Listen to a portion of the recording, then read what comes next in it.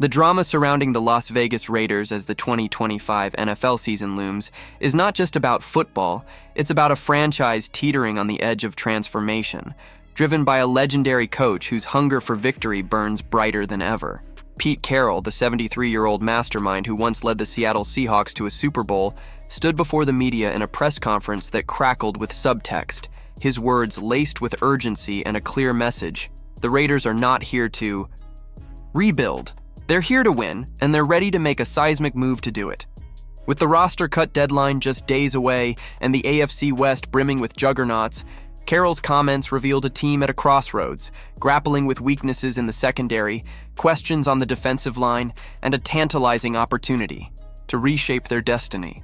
Carroll's voice carried the weight of a man who's seen it all, from the highs of championship glory to the grind of rebuilding a franchise. Now in his first year with the Raiders, he's not content to coast.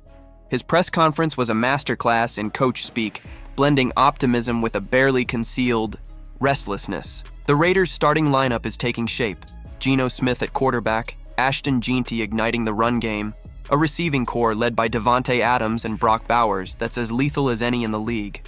The linebackers, anchored by Divine Diablo, are set. But beneath the surface, cracks are showing, and Carroll knows it. The secondary, despite the lockdown presence of cornerbacks Q Blue Kelly and Eric Stokes, is a house of cards beyond the starters. In the preseason, the San Francisco 49ers carved up the Raiders' backups, receivers slipping through coverage like ghosts, free releases, and big plays exposing a lack of depth that Carroll couldn't ignore. His diplomatic claim that communication is coming along felt like a shield, a way to deflect the truth. The secondary is a liability, and he's not willing to roll into the season with that kind of uncertainty. Carroll's tone shifted. When he spoke of the offensive line, a rare moment of genuine satisfaction. Colton Miller, the stoic left tackle, stands as a pillar of leadership, his consistency a bedrock for the unit. Jordan Meredith, emerging at center, has won the staff's trust with his steady play. Dylan Parham, the fiery guard, brought a spark that Carroll couldn't help but admire, barking at defenders in practice and rallying the offense with an edge that's as vital as any block. "I let him bark," Carroll said with a grin, recognizing the kind of nastiness that defines great lines. Rookies Jackson Powers-Johnson and DJ Glaze round out a starting five that's kept Geno Smith nearly untouched in the preseason, a testament to their pass protection. The run game, once a laughingstock, is finding rhythm, with Jeanty's explosive cuts breathing life into an offense that ranked dead last in rushing yards last season. But even here, Carroll's optimism came with a caveat. Depth players like Alex Kappa, fresh off injury, are still proving themselves. One injury could unravel everything, and Carroll knows the NFL is unforgiving to teams without reliable backups. A move for a swing tackle or guard isn't out of the question, but it's the secondary where the real storm is brewing. The defensive line, though, is where the plot thickens. Carroll's comments about Tyree Wilson, now in his third year, were polite but pointed. Steady progress, he called it, but the words carried a sting. Wilson, a former top 10 pick, is still being shuffled between inside and outside roles, a sign that the coaching staff hasn't found his true home. At 6'6" and 275 pounds, his size and bull rush scream potential, but steady isn't what you want to hear about a player who should be a cornerstone. Carroll's experiments, moving Wilson from edge to interior, suggest a lack of confidence, a search for answers that hasn't yet yielded results. Then there's Malcolm Kunsey, the fan favorite who's finally rediscovering his explosiveness after lower leg injuries. Carroll lit up when talking about Kunsey, noting his physical gifts and the mental hurdle he's clearing. "He's flying around now," Carroll said, a nod to the edge rusher's return to form. But the real bombshell came with the whispers of a potential blockbuster.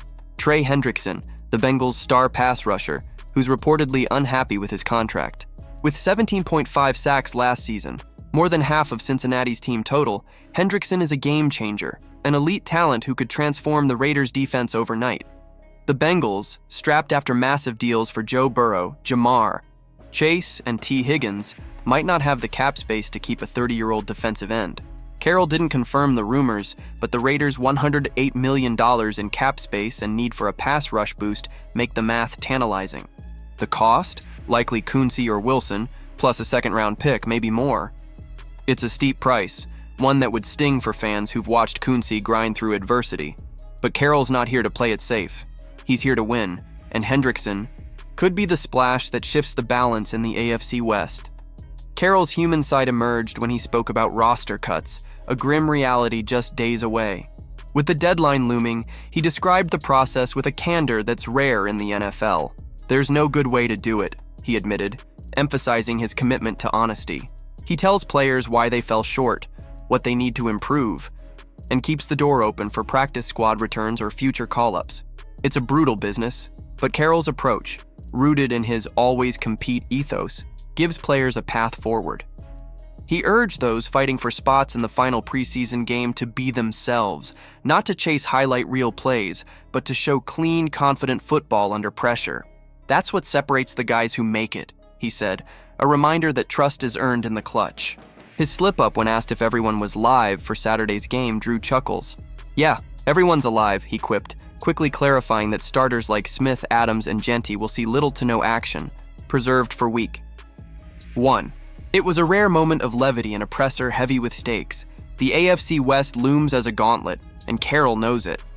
When asked about facing coaching titans like Sean Payton, Andy Reid, and Jim Harbaugh, he didn't flinch. "Isn't that something?" he said, a glint in his eye. He relishes the challenge, knowing that greatness is forged against the best. The Raiders, coming off a 7-10 season, face a division where every game is a war, and Carroll's not naive. His starters at quarterback, running back, receivers, tight ends, and linebackers are locked in, but the secondary and defensive line are question marks that could sink them.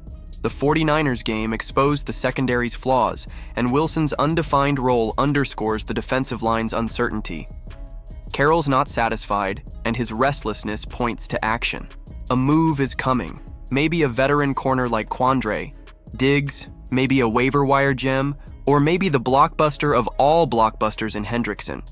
Whatever it is, it's not small. Carroll's too competitive, too driven by the ghosts of past triumphs to let these weaknesses fester.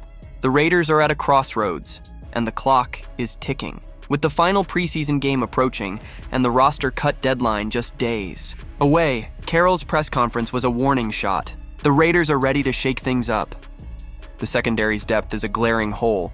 The defensive line's roles are unsettled, and the offensive line's backups need reinforcement. A trade for Hendrickson would send shockwaves, but even a smaller move, a corner, a lineman, could tip the scales in a division where margins are razor thin. Raiders fans, restless after years of near misses, sense the urgency. This isn't about rebuilding.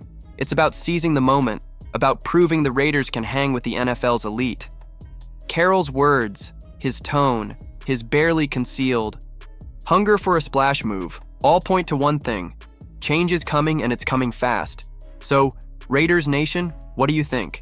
Is Trey Hendrickson the missing piece to elevate this defense, or should the Raiders hold firm with Kuncey and Wilson? Can the secondary survive without a major addition, or is Carroll right to push for a move? And how will this team fare in the brutal AFC West?